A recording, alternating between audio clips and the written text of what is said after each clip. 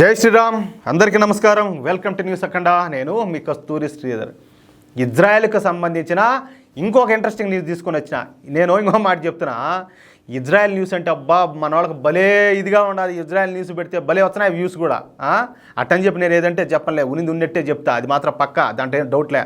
మీరు వ్యూస్ వచ్చినా రాకపోయినా, మీరు ఎంతమంది షేర్ చేసినా షేర్ చేయకపోయినా, ఎన్ని లైక్లు వచ్చినా వాటితో సంబంధం లేకుండా నేను మీకు ఏదైతే న్యూస్ అందివ్వాలనుకుంటానో ఎటువంటి మొహమాటం లేకుండా నిక్కచ్చిగా న్యూస్ అయితే చెప్తా. దాంట్లో అయితే డౌట్ ఏమి లే. ఇజ్రాయెల్ చరిత్రలో అతి పెద్ద ఎదురుదాడి చేసింది. కనీ విని ఎరుగని రీతిలో అత్యంత భీకరమైనటువంటి దాడులను ఇజ్రాయెల్ చేసి చూపించింది. అర్థం మీకు తాను ఒక్కసారి తిరగబడితే ఎలా ఉంటుందో ఈ ప్రపంచానికి, అదేవిధంగా ఇస్లామిక్ తీవ్రవాదులకు, మరీ ముఖ్యంగా ఇరాన్కి అయితే తెలియజేసిందియా. అసలు విషయానికి వస్తే హెజ్బుల్లా తీవ్రవాద సంస్థ లెబనాన్ దేశాన్ని కేంద్రంగా చేసుకుని ఈ సంస్థ అయితే పనిచేస్తూ ఉంటుంది.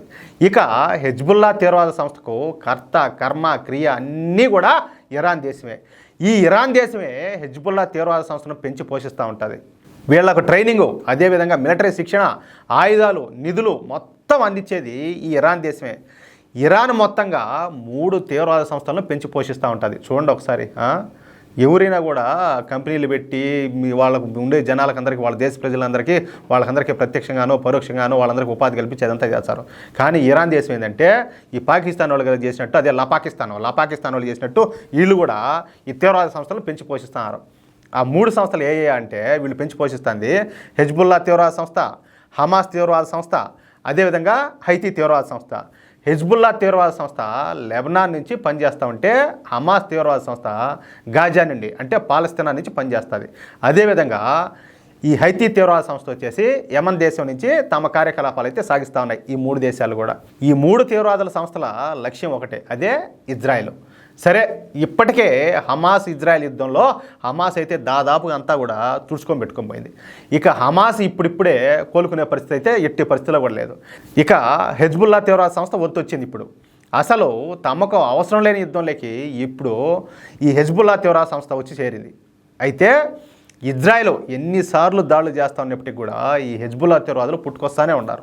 వాళ్ళు ఏడాడు దాక్కొని ఉన్నారు. అదే ఈ కన్నాల ఎలికలు దాక్కున్నట్టు, బొక్కలు ఎలికలు దాక్కున్నట్టు ఆ మారి ఉంటారు వీళ్ళు కూడా. ఎందుకంటే మీరు చూసారా, ఈ పాలస్తీనాలో, ఈ గాజాలోనూ ఆ వారు ఏంటంటే ఆ రఫాలోనూ టన్నెళ్ళు, ఏది అండర్ గ్రౌండ్లో మొత్తం అంతా లోపల సొరంగాల్లో చేరుకున్నారు వీళ్ళు. ఎవరు వీళ్ళంతా? ఈ హమాస్ తీవ్రవాదులు. అదే మారి కూడా ఆడ ఇంకా ఎన్ని సార్లు ఉన్నారు. ఆ మారి ఏంటంటే ఏడైనా దానికోని నుండి ఒక్కొక్కరిగా అంతా పుట్టుకొచ్చేట్టు అంతా వచ్చి దాడి చేసేదానికి ప్రయత్నం చేస్తూ ఉన్నారు. దీంతో నిన్న రాత్రి ఇజ్రాయెల్ ఒక్కసారిగా ఈ లెబనాన్ మీద విరుచుకొని పడింది. ఇంతవరకు ఇజ్రాయెల్ చరిత్రలో కని విని ఎరుగని రీతిలో లెబనాన్ మీద అతి పెద్ద దాడి చేసింది. ఈ దాడిలో హెజ్బుల్లా తీవ్రవాద సంస్థకు కోలుకోని నష్టం అయితే జరిగినట్టు తెలుస్తుంది. ఈ దాడిలో ఇప్పటి వరకు హెజ్బుల్లా తీవ్రవాద సంస్థకు సంబంధించి 356 మంది మరణించినట్టు తెలుస్తుంది. అయితే దాడుల తీవ్రతను బట్టి ఈ సంఖ్య 1000 మందికి దాటే అవకాశం ఉన్నదన్నమాట. ఇక ఈ హెజ్బుల్లా తీవ్రవాద సంస్థకు 2 రోజుల క్రితం ఇరాను, ఎవరు వీళ్ళకు మొత్తం అంతా అన్ని సకలం అందించింది కదా, ఆ ఇరాన్ దేశం వచ్చేసి 50 టన్నుల ఆయుధాలను పంపించిందంట. దేనికి? ఇజ్రాయెల్ మీద దాడి చేసేదానికి. ఈ ఆయుధాలను హెజ్బుల్లా లెబనాన్లోని అడవుల్లో ఉన్నటువంటి ఈ గోడౌన్లలో దాచిపెట్టారు. ఇక ఈ విషయం కనిపెట్టినటువంటి ఇజ్రాయెల్ ఎయిర్ ఫోర్సు ఆ గోడౌన్లో మొత్తాన్ని కూడా రూపాయలు లేకుండా ధ్వంసం చేసి పారేశారు. లెబనాన్ మీద ఇజ్రాయెల్ చేసిన ఈ దాడి చూసి గుంటనక్క ఇరాన్ సుప్రీం లీడర్ అయినటువంటి ఆయతుల్లా ఖమేనీ వీడైతే బెత్తరపోయినాడంట. అంటే మొన్ననే వీడు భారత్ గురించి ఈయన మామూలు కాదు, ఈయన ఆవాకలు చావాకలు వెళ్ళినాడు. ఇప్పుడు వీడికి తగిన శాస్తి అయితే జరిగింది. అది మ్యాటర్. అయితే ఎట్లా న్యూస్ ఖచ్చితంగా మీకు నచ్చి ఉంటుంది, నాకు బాగా తెలుసు. ఈ వీడియోపై మీ యొక్క అమూల్యమైన అభిప్రాయాలను దయచేసి ప్రతి ఒక్కరు కూడా కామెంట్ రూపంలో తెలియజేయాలని చెప్పి కోరుకుంటూ, అలాగే ఈ వీడియో నచ్చితే దయచేసి లైక్ చేయండి, తప్పనిసరిగా 10 మందికి షేర్ చేయండి.